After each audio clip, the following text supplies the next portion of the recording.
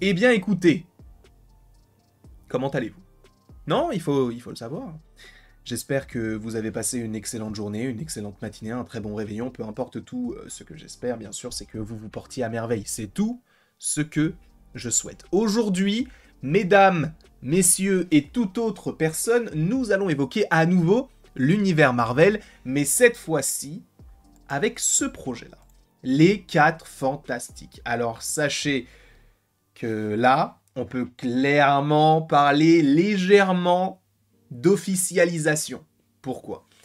On va y venir, mais avant tout, petit rappel des faits, on a un film qui est censé sortir, je crois, pour 2025. Ça, c'est sûr que ça sortira donc en 2025, sachant qu'il est possible qu'il soit décalé. Pourquoi? Parce que pour l'instant, il est prévu pour mai 2025, et le tournage, normalement, devrait s'effectuer, si je ne dis pas de bêtises, durant fin de printemps, début été, voire milieu d'été.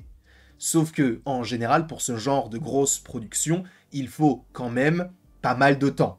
Et c'est pourquoi, en général, il nous faut 1 an entre le début du tournage et la diffusion du film. C'est pourquoi il pourrait être décalé. Sauf qu'on a entendu Bob Iger, qui hier a parlé à je ne sais pas qui, peut-être des investisseurs, je t'avoue que je ne sais pas, il y a eu beaucoup de news, notamment sur le côté de l'animation, mais en tout cas du côté de Marvel, on a eu la confirmation qu'il y aurait bel et bien 4 films du côté de Marvel Studios avec Captain America, les 4 Fantastiques, les Thunderbolts et Blade. Sauf que les Thunderbolts pourraient être à nouveau décalés, toujours en 2025, mais on peut supposer que cela puisse arriver possiblement en juillet, possiblement.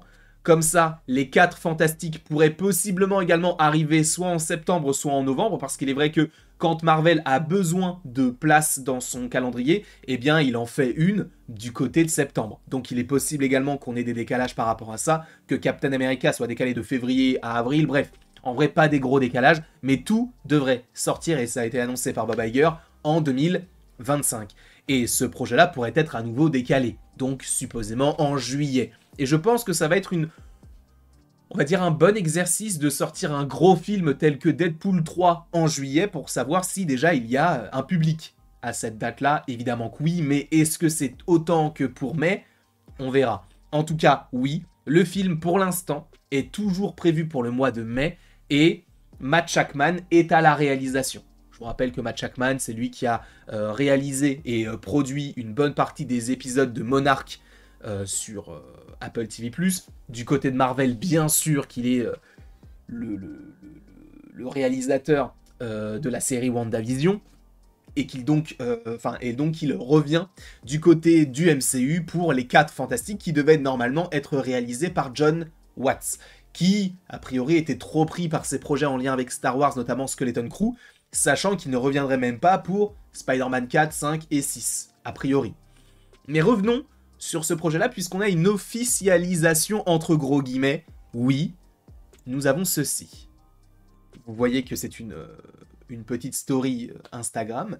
Il est écrit Matt Shakman, donc le réalisateur du film, et il est écrit donc que la SAG-AFTRA, donc en gros le syndicat, je crois, je ne sais plus si c'est le syndicat des acteurs ou des scénaristes, mais je suppose que c'est celui des acteurs, confirme que Pedro Pascal jouerait bien Reed Richards dans le film des 4 Fantastiques. Alors sachez que je suis allé sur le site parce qu'en gros pas mal de personnes le partageaient, je suis allé sur le site et en gros c'est écrit qu'il va bientôt commencer la production. Sachant, je vous le rappelle, qu'il y a quand même pas mal de choses qui viennent corroborer cela, parce que normalement il avait des projets pour juillet, notamment au niveau du tournage, et bah, il ne pourra pas le faire étant donné qu'il réalise, en tout cas il est dans ce film-là. Et moi ce qui va m'intéresser, c'est que ça pourrait être uniquement, tu vois, une rumeur comme une autre. Sauf que c'est partagé par Matt Shakman. Sauf que je suis allé sur le profil de ce bonhomme. Il n'a que 800 abonnés. Je me suis quand même posé la question de... Mais le mec qui a fait WandaVision, il a moins d'abonnés que Mikey sur Instagram. Je n'ai rien contre Mikey, mais c'est quand même un mec qui a réalisé WandaVision et qui va faire les 4 Fantastiques. Et je me suis dit, peut-être que c'est un compte qui a été créé de toutes pièces par n'importe qui. Sauf que non, puisque ce compte repartage et relaie des choses en lien avec l'actualité de Matt Shakman, avec des photos de tournage, etc. Et en plus de ça, il est suivi par des acteurs de Monarch. Donc, même s'il n'a pas la certification, on peut en déduire que oui, c'est bel et bien Matt Shakman. En tout cas, à première vue. Et donc, Pedro Pascal est bel et bien le Mister Fantastique de l'univers du MCU. Alors, à voir quel univers cela sera, puisque je vous rappelle qu'il y a des rumeurs comme quoi ce serait dans un autre univers, qu'on serait dans les années 60. Des choses que je vous avais possiblement évoquées en théorie. Je ne dis pas que ça va arriver, mais que cela pourrait arriver bien sûr avec, possiblement, attention, spoiler, gros spoiler, Galactus, qui pourrait être dans le film, bref. Ce sont des choses qu'on va évidemment évoquer par la suite. Sachez que du coup, Matt Shakman qui repartage ça vient à confirmer le fait que le réalisateur confirme un acteur. Alors, ce n'est pas encore confirmé par Marvel Studios. En revanche, les gars, sachant que le film est censé se tourner en été, on va avoir le casting. Je pense que, en vrai, on passe le Super Bowl, on attend 2-3 semaines, et bon, on a le casting des 4 Fantastiques. Sachant que on aurait pu l'avoir vraiment tout début de l'année 2024. Moi, le casting me plaît, avec Ebon Moss-Backrack, avec Joseph Quinn qui est au casting d'ailleurs de Sans un bruit jour 1. Évidemment avec Vanessa Kirby et bien sûr Pedro Pascal. Moi ça me va. Alors, revenons aussi sur Pedro Pascal, parce que c'est vrai qu'il y a pas mal de gens qui ne sont pas contents. Qui auraient voulu... oui, j'ai roté. Oui, je viens de manger, je digère. Laissez-moi tranquille. Mais c'est vrai qu'il y a pas mal de gens qui sont un petit peu dubitatifs, un peu sur la réserve. Ce que je peux comprendre, bien sûr, concernant ce personnage-là, parce que c'est pas forcément l'acteur qu'on imaginait. Lui, on l'imaginait possiblement un peu plus en tant que la chose, par exemple, tu vois. Un mec un peu genre fermé, un peu trapu. Mais ça, en fait, c'est l'image qu'on a récente de l'acteur, parce qu'il a fait pas mal de rôles où, justement, il était un peu... enjôleur, supposément aussi un peu dans sa bulle et tout. Donc je pense qu'il faut aussi regarder ce qu'il avait fait auparavant. Là, c'est vrai qu'il est dans des rôles très fermés. Mandalorian, Joel dans The Last of Us. Donc on se souvient surtout de ça. Mais c'est vrai qu'avant, il avait joué un personnage très enjoué dans Game of Thrones. Il avait joué dans Wonder Woman 84 pour ne citer que ces films-là. Donc moi, je pense que c'est un bon cast. C'est pas forcément celui que j'aurais choisi parce que je préfère John Krasinski et j'aurais vraiment kiffé qu'il reprenne l'acteur, même si c'était pour une petite référence. Mais Pedro Pascal, moi, ça me va.